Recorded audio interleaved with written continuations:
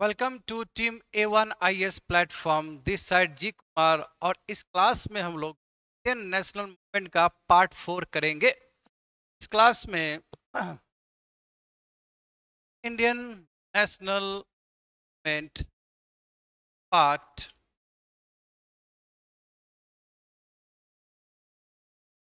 that is the topic will be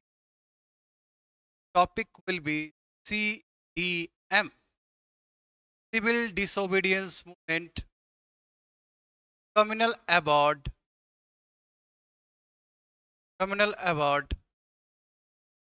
and pact। तो आज हम लोग कवर करेंगे CDM, communal award and Poona pact. तो let's start with civil disobedience movement. Yes, CDM, civil disobedience movement. But before that हमें कुछ background समझ। Background क्या है? Simon commission. साइमन कमीशन का गठन हुआ नवंबर 1927 को by then British prime minister Stanley Baldwin. Correct. और इसके वजह से भारत में, इंडिया में एजिटेशन हुआ जी। इंडिया में एजिटेशन स्टार्ट हुआ in the form of Simon go back. Simon commission, जब साइमन कमीशन इंडिया में पहुंचा, बॉम्बे में पहुंचा 3 फेब 1928 को, साइमन गो बैक नारा साथ भारत में एजिटेशन हुआ है। समझ गए? फिरकन हेड समय के सेक्रेटरी ऑफ स्टेट थे और इन्होंने चैलेंज किया इंडियंस, चैलेंज दिया इंडियंस को, यू आर इनकैपेबल, आप इनकैपेबल हो, खुद का संविधान नहीं बना सकते। यस, इंडियन लीडर्स ने भी चुनौती को स्वीकार किया और नेहरू रिपोर्ट बन के तैयार हुआ। कब? अगस्त 1928 को। यदि मैं प्रिसाइजली कहूं तो 10 अगस्त 1928 को। हाँ, ये अलग बात है कि नेहरू रिपोर्ट स्वीकार नहीं किया जाएगा, नॉट एक्सेप्टेबल। क्यों? मुस्लिम लीग ने भी खारिज कर दिया, महासभा ने भी खारिज कर दिया, बहुत सारे sections of society like Sikh ने भी खारिज कर दिया। और जो यंगर लीडर्स थे, जवाहरलाल नेहरू और सुभाष चंद्र बोस थे, नेहरू रिपोर्ट के बाद स्वराज का बात होगा जी। पूर्ण स्वराज रेजोल्यूशन पास किया गया। कहाँ पे? लाहौर सेशन में। लाहौर, कब की बात है ये? बात है दिसंबर 1929। और यहाँ से कहा गया कि हमारा जो नेशनल एजेंडा होगा, नेशनल जो प्रोग्राम होगा, इसी सेशन में, जहाँ पे स्वयं जवाहरलाल नेहरू प्रेसिडेंट थे आईएनसी के, गांधी जी के बैकिंग के वजह से national program as a CDM launch करने का बात हुआ था। कहाँ पे? लाहौर सेशन ऑफ दिसंबर 1929 में। उसके बाद इरविन का रिफ्यूजल। इरविन ने कहा कि नो, अभी हम डोमिनियन स्टेटस इमीडिएटली नहीं दे सकते हैं, डोमिनियन स्टेटस इमीडिएटली नहीं दे सकते हैं, not granted immediately.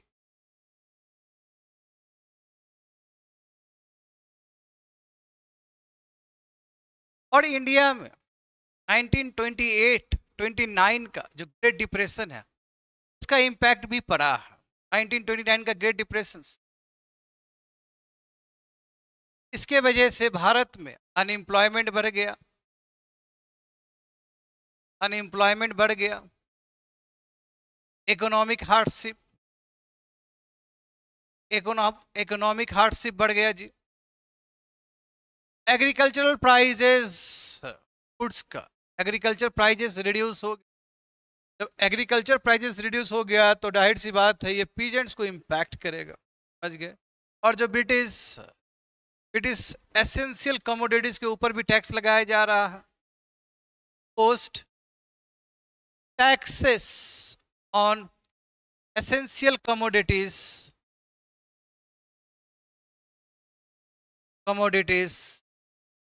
Like salt के ऊपर भी।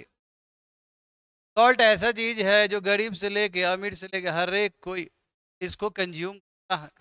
सॉल्ट के ऊपर भी ब्रिटिश क्या कर रहा था, टैक्स लगा रहा था जी। ऐसा मंजर था, इसलिए गांधी जी को लगा कि चलो अब क्या करते हैं, सीडीएम को लॉन्च करते हैं। पर गांधी जी ने अपना 11 डिमांड्स वॉइसरॉय को भेजा। वॉइसरॉय कौन थे उस समय? वॉइसरॉय लॉर्ड इरविन को अपना 11 डिमांड्स भेजा और टाइम दिया है 2 मंथ्स का अल्टीमेटम दिया गया जी। 2 मंथ्स का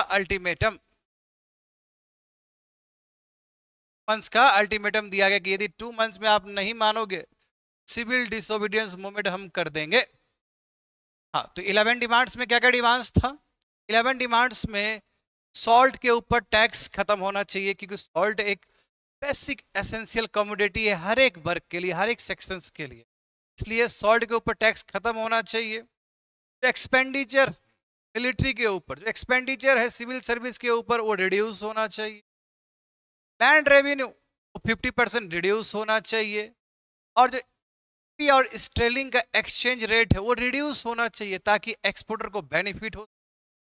हमारा जो नेशनलिस्ट न्यूज़पेपर है वो भी अच्छे से फ्रीडम के साथ काम कर सके, और भारत का जो कोस्टल इंडस्ट्री है उसमें इंडियंस का पार्टिसिपेशन हो, ये सभी। और प्लस पॉलिटिकल प्रिजनर्स को, जो फ्रीडम फाइटर में, फ्रीडम स्ट्रगल में जो इन्वॉल्व थे, ऐसे पॉलिटिकल प्रिजनर्स को रिहा कर देना चाहिए। यही गांधी जी का 11 डिमांड्स था। बट इरविन ने इसको रिजेक्ट कर दिया जी, इरविन ने इसको रिजेक्ट कर दिया, समझ गए। इसलिए गांधी जी ने लगभग 41 डेज तक वेट किया, 41 डेज तक वेट किया। After demanding his 11 points, 41 days तक वेट किया, बट ब्रिटिश की तरफ से रिस्पॉन्स नहीं आया। इसलिए अब Gandhi ji civil disobedience movement का आगाज करेंगे विथ सॉल्ट सत्याग्रह। यहां से सीडीएम का लॉन्च होगा भारत में बाय गांधी जी। सॉल्ट सत्याग्रह स्टार्ट होगा, सॉल्ट सत्याग्रह।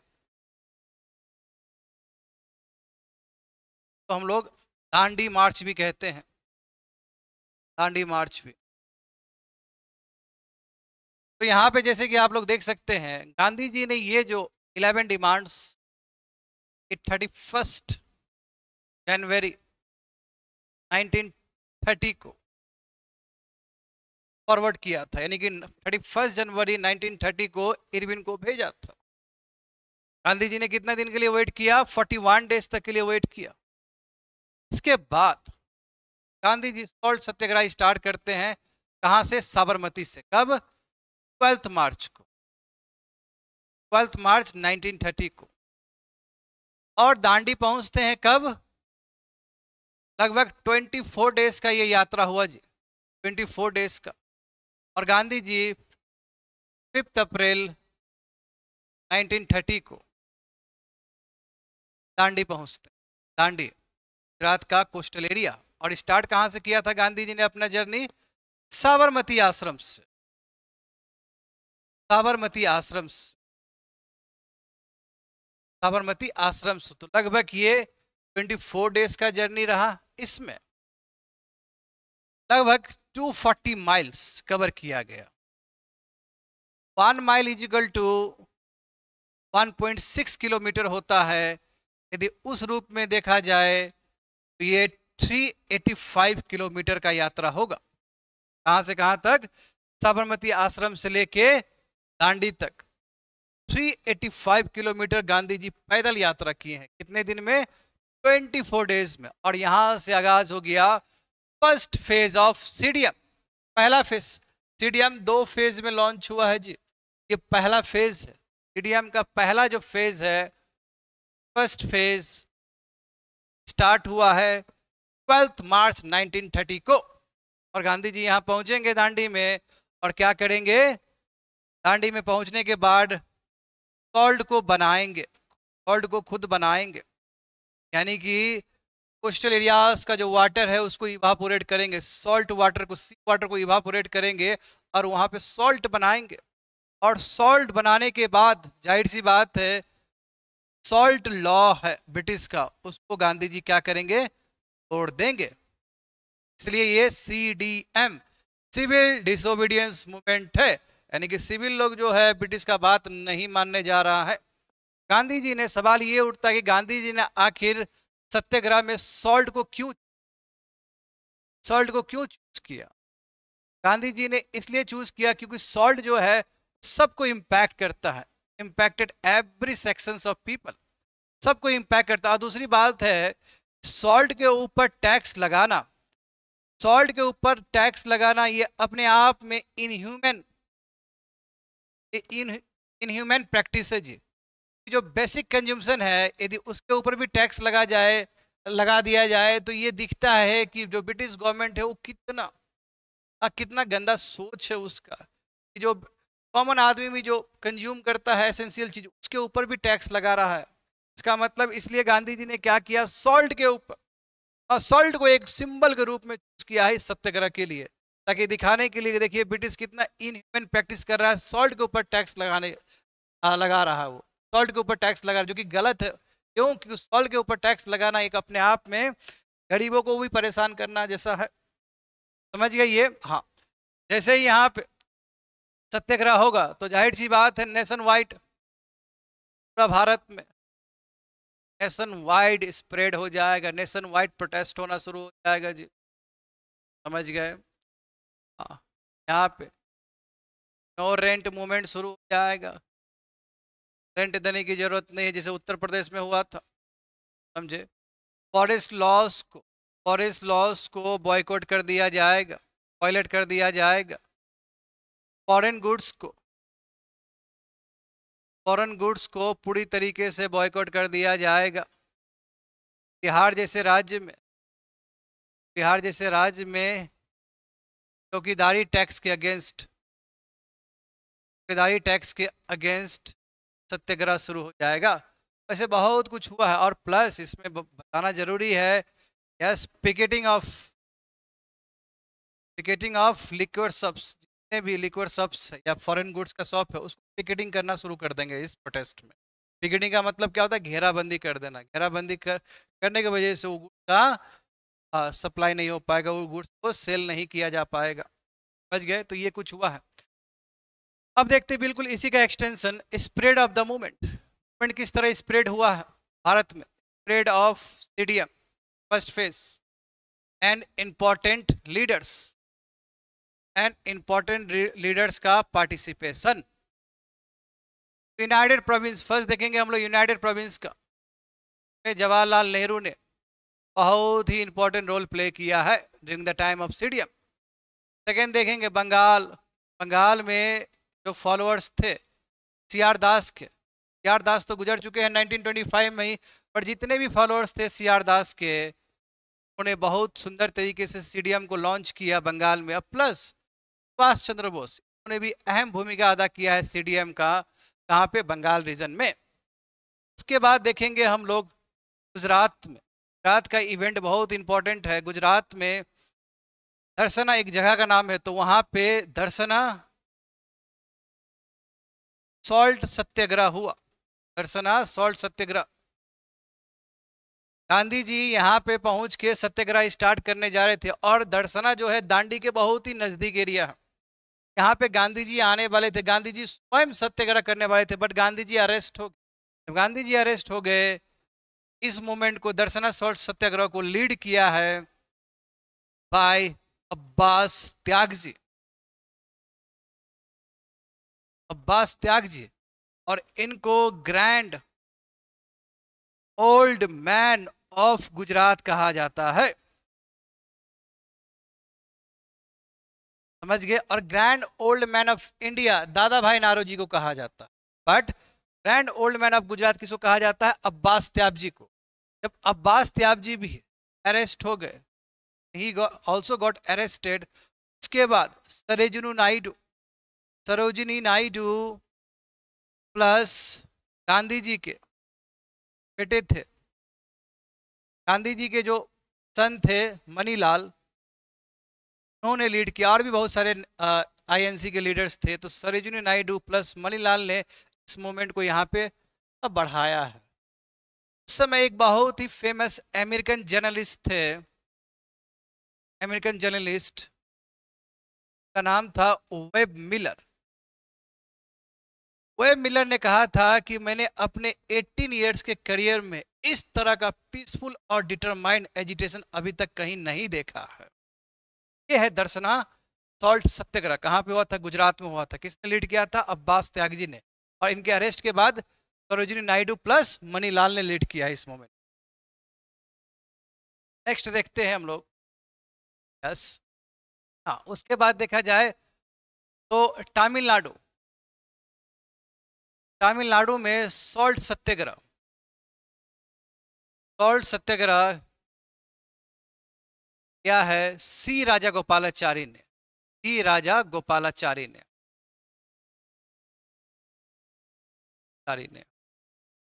उसके बाद यदि देखा जाए, यस, उसके बाद यदि नॉर्थ ईस्ट का देखा जाए, नॉर्थ ईस्ट में स्पेशली मणिपुर में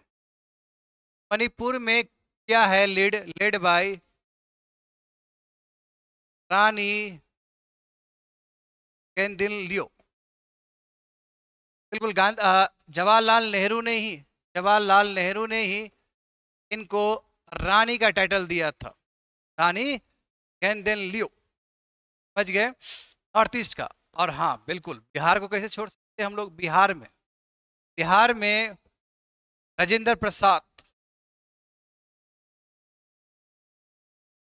राजेंद्र प्रसाद और अब्दुल बारी ने लीड किया है। बिहार में सॉल्ट सत्याग्रह तो हुआ ही हुआ, प्लस बिहार में एंड चौकीदारी, अगेंस्ट चौकीदारी टैक्स,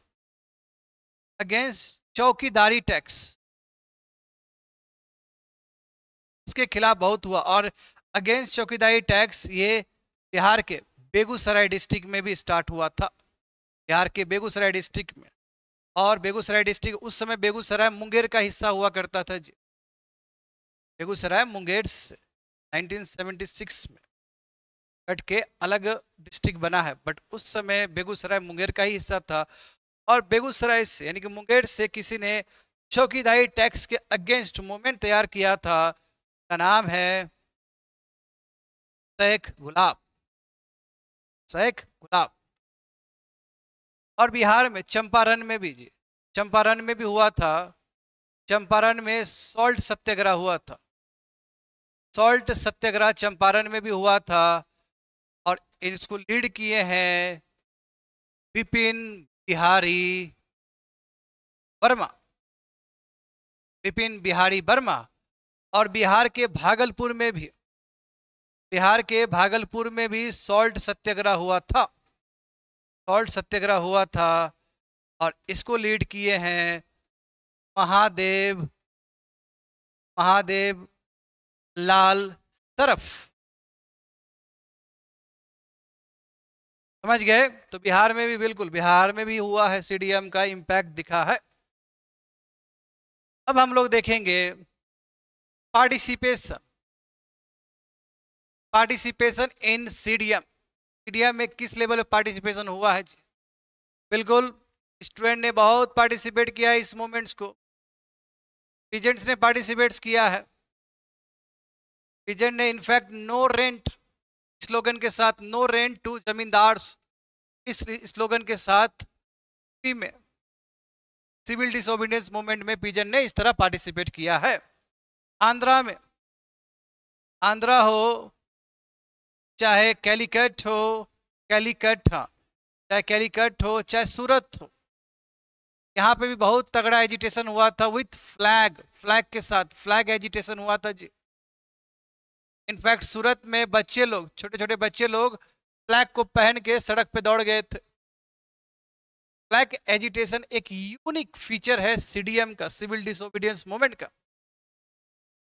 और इनफैक्ट आंध्रा में मिलिट्री कैंप भी बना था, मिलिट्री कैंप भी स्टैब्लिश किया गया था। महिला लोग भी काफी पार्टिसिपेट की थी इस मूवमेंट में। महिला जैसे सरोजिनी नायडू तो हम लोग जानते हैं, दर्शना सत्याग्रह में भी उन्होंने पार्टिसिपेट किया था, सरोजिनी नायडू गुजरात से। और कमला देवी चट्टोपाध्याय, कमला देवी चट्टोपाध्याय ये मद्रास से की थी, मद्रास प्रेसिडेंसी से। और अमृत कौर, इन्होंने पंजाब रीजन से किया था जी, पंजाब रीजन से किया था। प्लस बसंती दास, सीआर दास की जो वाइफ है, उन्होंने भी पार्टिसिपेट किया था बंगाल रीजन से। और लाला लाजपत राय के जो वाइफ है, उन्होंने भी पार्टिसिपेट किया था पंजाब रीजन से। महिलाओं का अच्छा खासा पार्टिसिपेशन है सीडीएम फेज में। और जहां तक सवाल है मुस्लिम का, तो मुस्लिम का जो पार्टिसिपेशन है, मुस्लिम का पार्टिसिपेशन हमें समझना होगा, लेस था, less participation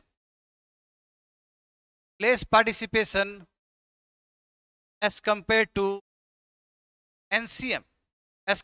NCM, non cooperation movement compare में मुस्लिम का पार्टिसिपेशन कम था। बट हमें याद होना चाहिए, नॉर्थ वेस्ट फ्रंटियर प्रोविंस में, पेशावर में जी, पेशावर में अब्दुल गफर खान, जिनको फ्रंटियर गांधी भी कहा जाता है, गफर खान ने एक वॉलेंटियर तैयार किया था, इसका नाम है खुदाई खिदमत गार्ड्स, यानी कि सर्वेंट्स ऑफ गॉड। और इनका जो यूनिफॉर्म होता था, इस वॉलेंटियर ग्रुप का यूनिफॉर्म क्या था? Red shirt. ये लोग रेड शर्ट पहनते थे। और बिल्कुल यहाँ पे ना ब्रिटिश सोल्जर्स आए थे, यानी कि जो इंडियंस ही थे, ब्रिटिश सोल्जर्स ने रिफ्यूज कर दिया कि हम ओपन फायर नहीं कर सकते इतना पीसफुल प्रोटेस्ट के ऊपर, इतना पीसफुल एजिटेशन के ऊपर। ये भी कहीं ना कहीं अब्दुल गफर खान का, फ्रंटियर गांधी का एक बहुत सुंदर कंट्रीब्यूशन दिखता है सीडीएम के टाइम में। समझ गए? यस। तो देखिए, ये सीडीएम हो रहा है, बहुत अच्छे से चल रहा है। और इसी बीच साइमन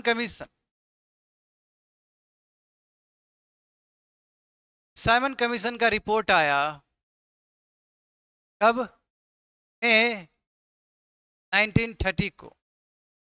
और साइमन कमीशन में कहीं पे भी जिक्र नहीं था, did not mention dominion status का कहीं पे भी जिक्र नहीं था। बस ये बात कहा गया कि एक कॉन्फ्रेंस रखेंगे लंदन में, कॉन्फ्रेंस रखेंगे जिसमें British province plus princely state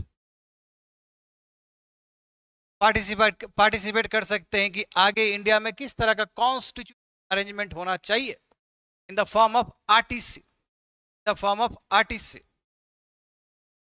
समझ गए? यस। एज अ रिजल्ट पहला आरटीसी होगा इंडिया में, फर्स्ट राउंड टेबल कॉन्फ्रेंस होगा। और इसका पीरियड होगा नवंबर 1930 टू जनवरी 1931।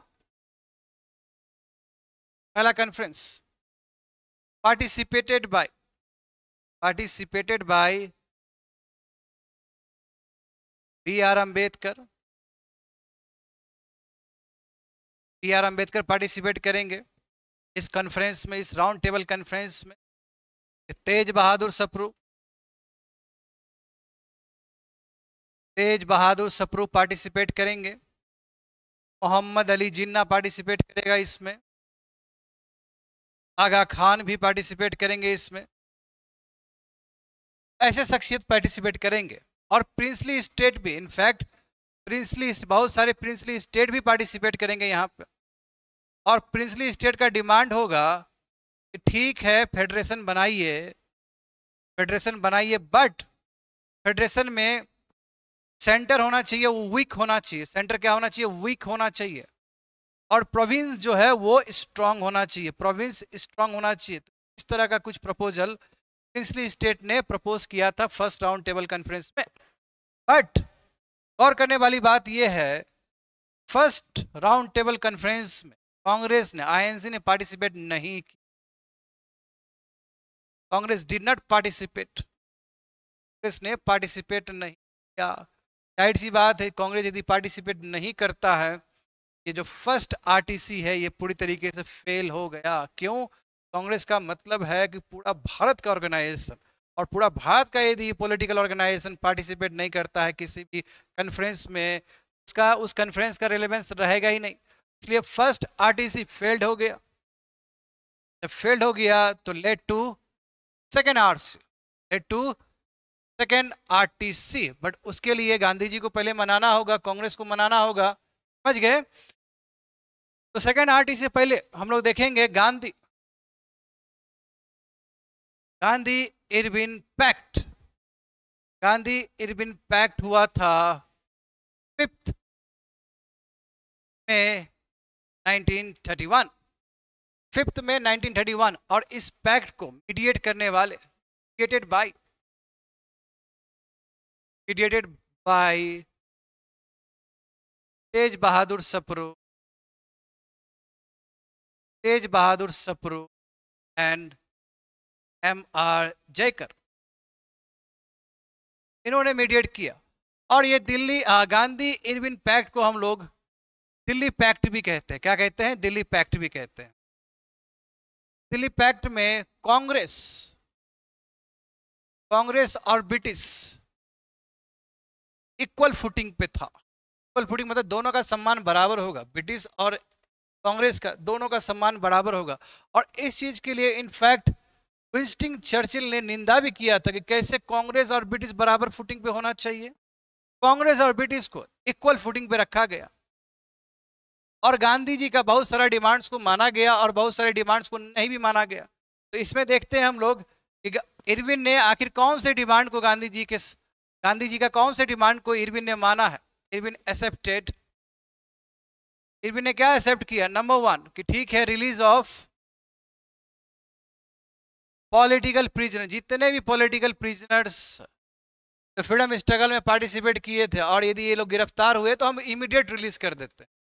रिलीज ऑफ पॉलिटिकल प्रिजनर्स, समझ गए? Number 2 remission of all fines. जितने भी फाइन्स लगाया गया है सबको क्या करते हैं? हटा देते हैं, राहत दे देते हैं। ये इरविन ने माना, but Irwin not accepted. Irwin ने कुछ चीज एक्सेप्ट भी नहीं किया है, जैसे एग्जाम्पल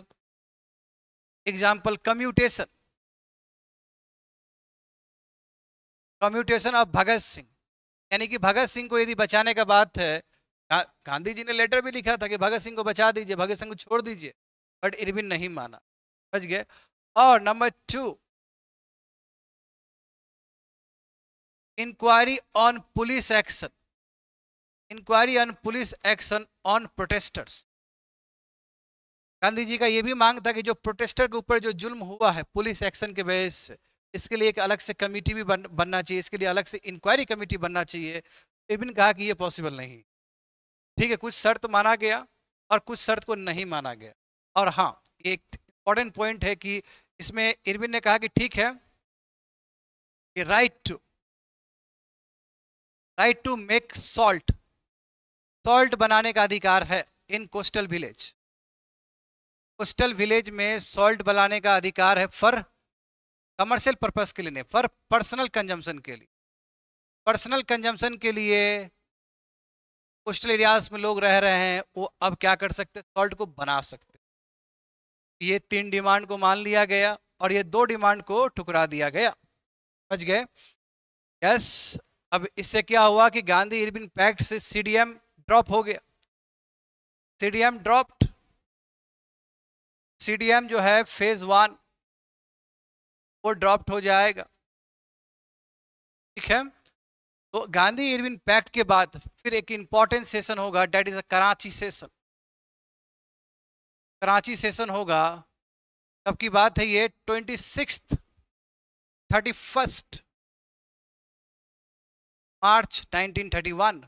बट इससे पहले एक बहुत ऐतिहासिक घटना हो चुका है। ऐतिहासिक घटना क्या?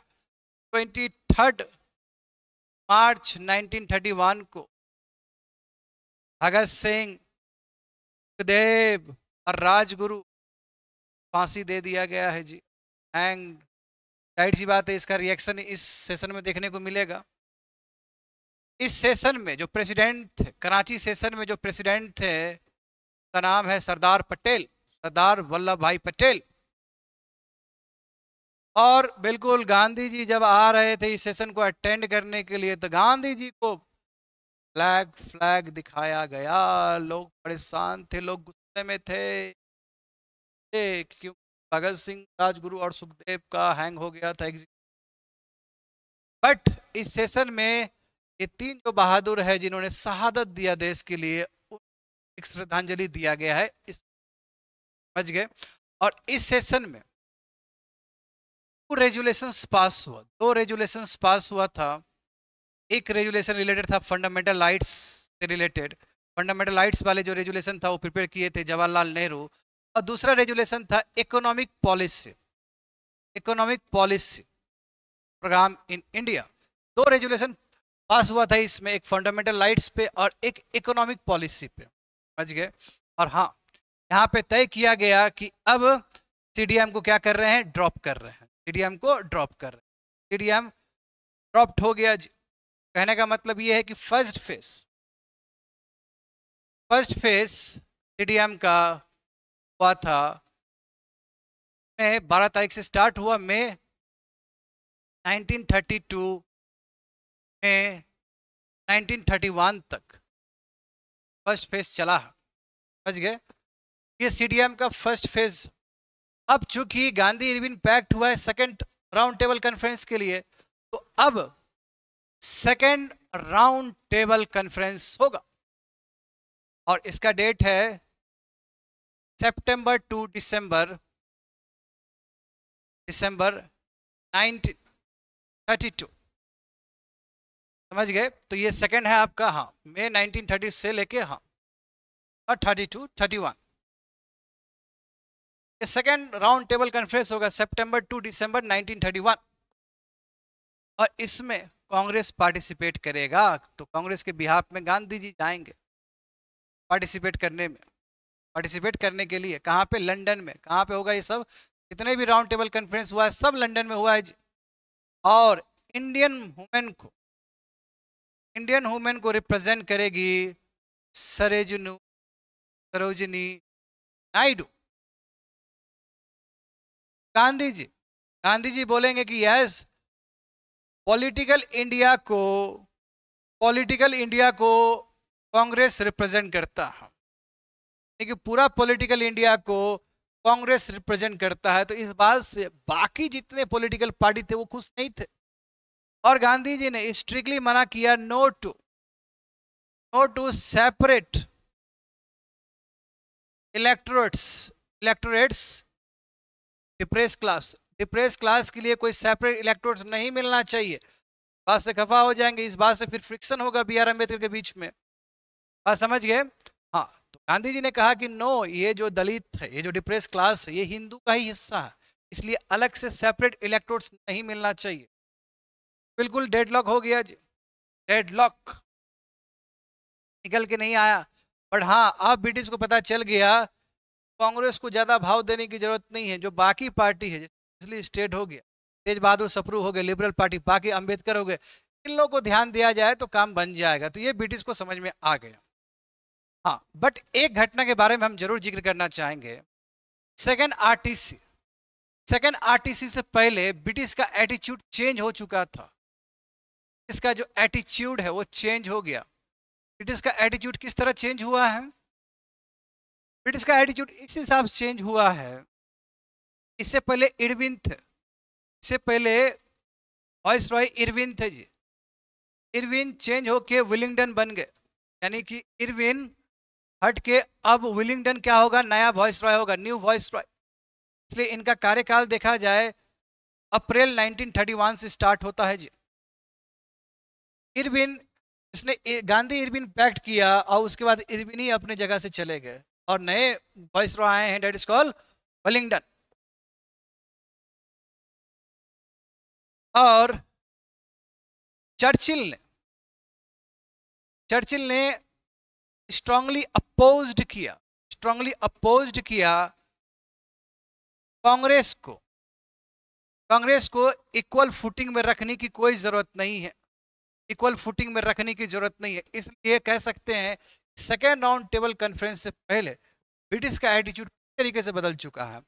एक रीजन और भी है कि अभी तक लेबर पार्टी का शासन था जी, लेबर पार्टी का शासन।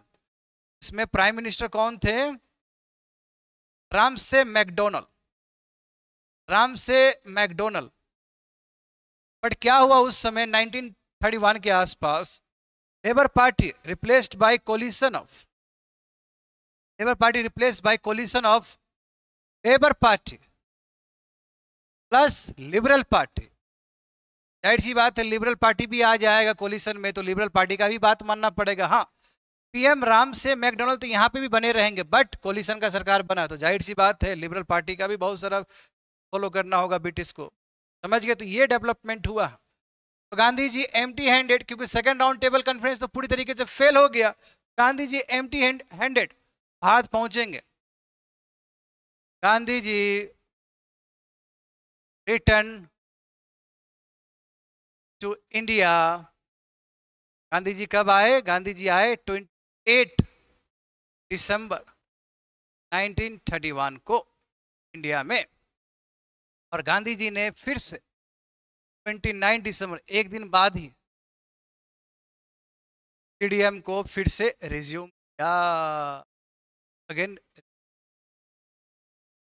फिर से स्टार्ट किया गांधी जी ने, समझे? फिर से गांधी जी ने रिज्यूम्ड किया।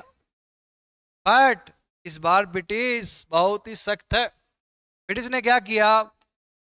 4 जनवरी 1932 को गांधी जी प्लस और भी आईएनसी लीडर्स को पकड़ के जेल में डाल दिया, समझ गए? अरेस्ट कर लिया। और कांग्रेस को, आईएनसी को इलीगल घोषित कर दिया जी। आईएनसी जो है, इंडियन नेशनल कांग्रेस जो ऑर्गेनाइजेशन, ये क्या है? इलीगल है, ये रहा है। बट यह सेकेंड फेज स्टार्ट हो चुका, समझ गए? सेकेंड फेज का यदि हम लोग बात करेंगे सीडीएम का, सेकेंड फेज ऑफ सीडीएम, इसका पीरियड होगा, जैसे कि आप लोग देख सकते हो, स्टार्ट हो गया आपका दिसंबर 1931 से, फिर आपका मई 1934 तक चलेगा। बट ये सेकेंड टाइम, इसमें उतना गति आपको देखने नहीं, क्यों? जो हुआ फर्स्ट फेज में ही तगड़ा हुआ है, सेकेंड फेज में पे नहीं हुआ। ये हो गया, करेक्ट? गांधी जी चले गए, जेल में चले गए। जब गांधी जी जेल में चले गए, किस जेल में गए थे गांधी जी? गांधी जी गए थे यरवादा जेल। कहाँ है जेल? ये है जेल पूना में। पूना के जेल में गांधी जी चले गए हैं। और अब ब्रिटिश पीएम राम से मैकडोनल्ड, ये अनाउंस किया, क्या अनाउंस किया? कम्युनल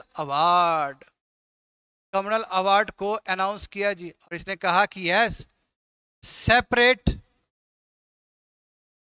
इलेक्टोरेट्स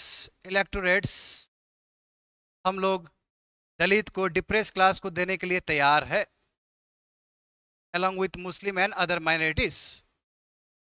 तो ये बिल्कुल, ये फूट डालो राज करो, समझ गए। गांधी जी सख्त खिलाफ थे, क्योंकि गांधी जी का मानना था जो डिप्रेस क्लास है वो हिंदू क्लास का हिस्सा। यदि यहाँ पे भी फूट डाल देंगे तो फिर इससे क्या होगा, यूनिटी में बहुत ज्यादा प्रॉब्लम आएगा। तो राम से मैकडोनल्ड ने कॉमनल अवार्ड अनाउंस किया। ये कब की बात है? 16 अगस्त 1932 अनाउंस किया है जी, समझ गए। गांधी जी ने इसके खिलाफ जेल से ही, येरवदा जेल से ही, in response of this, Gandhi ji in Yerwada jail of Poona, उन्होंने कहा कि यस, अब हम अनशन पर बैठते हैं। 20 सितंबर से लेके 26 सितंबर 1932 गांधी जी ने कहा कि हम अनशन करेंगे, फास्ट अनटू डेथ, यानी कि जब तक हमारा मांग नहीं हो जाए तब तक हम अनशन करेंगे, अमरन अनशन करेंगे, समझ गए। तो ये येरवदा के जेल में ही हुआ। और प्लस इस जेल से गांधी जी ने और भी बहुत कुछ किया है जी। जेल से गांधी जी ने all India anti untouchability league भी बनाया है, लीग भी बनाया है लास्ट सितंबर 1932 को। और यही जो लीग है बाद में जाके हरिजन सेवक संघ बना है, हरिजन सेवक संघ नाम बना है कब? 1933। और इसके जो चेयरमैन होंगे घनश्याम दास बिरला होंगे। बिल्कुल हाँ, गांधी जी हरिजन के लिए भी काम करते हैं अपनी जेल से ही। और जब फास्ट अनटू डेथ बैठे हैं तो उसके बाद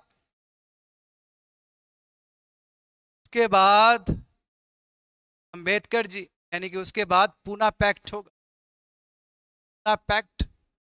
और पूना पैक्ट किसके किसके बीच में होगा? B R Ambedkar plus Gandhi ji के बीच में। कब होगा? जब अनशन का टाइम था जी। ये कब होगा? 24 सितंबर 1932 को पूना पैक्ट होगा। किसके किसके बीच में? बी आर अंबेडकर और गांधी जी के बीच में। और इसको मीडिएट करने वाले, mediated by Tej Bahadur Sapru,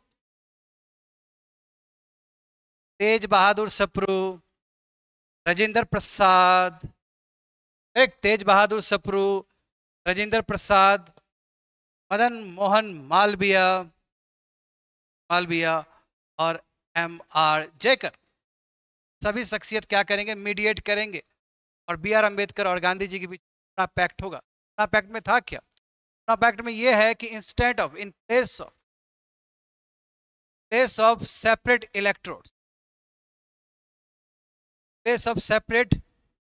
electorates, हम आपको ज्वाइंट इलेक्टोरेट्स देंगे, हम आपको ज्वाइंट रिजर्व्ड इलेक्टोरेट्स देंगे हिंदू पॉपुलेशन के अंदर ही। ऐसे नॉर्मली देखा जाए तो दलित को सेपरेट इलेक्टोरेट मिलता, कितना मिलता जी? मुश्किल से 71 मिलता। बट ज्वाइंट सेपरेट में ज्वाइंट इलेक्टोरेट्स जो रिजर्व किया गया दलित के लिए with in the Hindu population, इसमें बढ़ा के 148 कर दिया गया। तो बोले बी आर अम्बेडकर ने भी इस बात को मान लिया, समझ गए। 71 ऐसे नॉर्मली मिलने वाला था, उसको बढ़ा के उसको डबल कर दिया गया, उसे डबल से भी ज़्यादा कर दिया गया, 148 सीट्स कर दिया गया, समझ गए। ये पूना पैक्ट खत्म हुआ। अब गांधी जी ने 1930, बट पूना पैक्ट के बाद थर्ड राउंड टेबल कॉन्फ्रेंस भी हुआ है। थर्ड राउंड टेबल कॉन्फ्रेंस कब हुआ है? ये हुआ है आपका दिसंबर 1932, बट ये लेस सिग्निफिकेंट है। और इसमें भी Tej Bahadur Sapru plus B R Ambedkar ने पार्टिसिपेट किया। देखिए, तेज बहादुर सप्रू और बी आर अम्बेडकर ने first round table conference second round table conference और third round table conference attend किया है, बट कांग्रेस ने केवल सेकेंड आरटीसी को अटेंड किया है, वो भी गांधी जी गए थे अटेंड करने के लिए। थर्ड राउंड टेबल कॉन्फ्रेंस को भी गांधी जी क्या कर देंगे, यानी कि कांग्रेस बॉयकॉट कर देगा। Congress will not participate, Congress did not participate. कब से कब हुआ ये, नवंबर 2 दिसंबर 1932। समझ गए? यस, गांधी जी को लगा कि अब मूवमेंट में दम नहीं रहा, इसलिए गांधी जी क्या करते हैं, में 1934 को सीडीएम ड्रॉप कर देते हैं, सीडीएम को फॉर्मली खत्म कर देते हैं। समझ गए? और हाँ, यरोवेदा जेल से गांधी जी अपना वीकली पब्लिकेशन भी स्टार्ट किए थे 1932 में, that is Harijan, that is Harijan. और गांधी जी अक्टूबर 1934 को एक्टिव पॉलिटिक्स से रिटायर हो जाते हैं, रिटायर फ्रॉम एक्टिव पॉलिटिक्स। और इनका मानना यह है कि अब पॉलिटिक्स में रहने से फायदा नहीं है, अब क्या जितना भी समय मेरे पास बचा है अब हम हरिजन के लिए काम करें। समझ गए? क्लास कंप्लीट हो चुका है और अब कुछ क्वेश्चंस डील करते हैं। First question, which day was declared as the Purna Swaraj Day by the Indian National Congress? तो करेक्ट आंसर क्या होगा, 26 जनवरी 1930। Next question, the Dandi march was undertaken, Dandi march कब अंडरटेकन किया गया, 1930। कब? 12 में 1930। कहां से? साबरमती से। कितना दिन का यात्रा था ये? 24 डेज का यात्रा था। Who among the following participated in the salt Satyagraha of Gandhi? Sarojini Naidu, राजकुमार अमृत कौर बिल्कुल पंजाब से, कमला देवी चट्टोपाध्याय कहां से? बॉम्बे से। एंड ऑल ऑफ दिस क्या होगा correct answer? D for dog, all of this सबने पार्टिसिपेट किया था। सरोजिनी नायडू कहां से? गुजरात से। दर्शना सॉल्ट सत्याग्रह में सरोजिनी नायडू एक्टिव थी। Next question, what was the ultimate goal of Gandhi ji salt satyagraha? Repeal of salt law, correct बात है। Curtailment of the government power, ये भी करेक्ट बात है। Economic relief to the common people, ये भी सही बात है। करेक्ट आंसर क्या होगा इसका? More than one of the above, D for dog. Next question, in 1930 Mahatma Gandhi started the CDM from, कहां से स्टार्ट किया था इन्होंने? साबरमती से। कब? 12 मार्च को, 12 मार्च 1930 को। Next question, for how many days did the Dandi March last? Correct answer क्या होगा? 4 days। Next question, eight which session of the Indian National Congress was a civil disobedience movement formally adopted as a national program? क्या होगा इसका answer? Lahore session. Important session है पूर्ण स्वराज के लिए भी, दिसंबर 1929 को हुआ था। और इसमें जो प्रेसिडेंट थे जवाहरलाल नेहरू थे। सीडीएम स्टार्टेड विथ, सीडीएम कैसे स्टार्ट हुआ? विथ दांडी मार्च पर cat. Next question, Dandi March started to support the salt law, break the salt law, support the law Rowlatt Act and oppose the Rowlatt Act. Correct answer क्या होगा? Break the salt law. Gandhi ji ने कहाँ पे break किया था? First Dandi पहुंच के, साबरमती से दांडी पहुंच के उन्होंने ब्रेक किया था। Next question, after the failure of CDM, Gandhi ji gave importance to constructive program. Constructive program में गांधी जी लग गए, हरिजन के वेलफेयर सब में लग गए Gandhi ji. Next question, the communal award was announced by the British prime minister, किसने किया था? राम से मैकडोनल्ड ने किया था। कैट कब किया था? 16 अगस्त 1932 को। Which of the following statement about the communal award 1932 is correct? Correct क्या होगा इसका? It gave the separate electorates to the depressed class. ये होगा आंसर इसका, apple. Next question, the Poona pact was signed in the year, Poona pact कब sign हुआ था? 1932 में, गांधी जी और बी आर अम्बेडकर के बीच में। समझ गए? कब? 24 सितंबर 1932। Next question, which of the following leaders mediated between Gandhi and Ambedkar during the Pune Pact?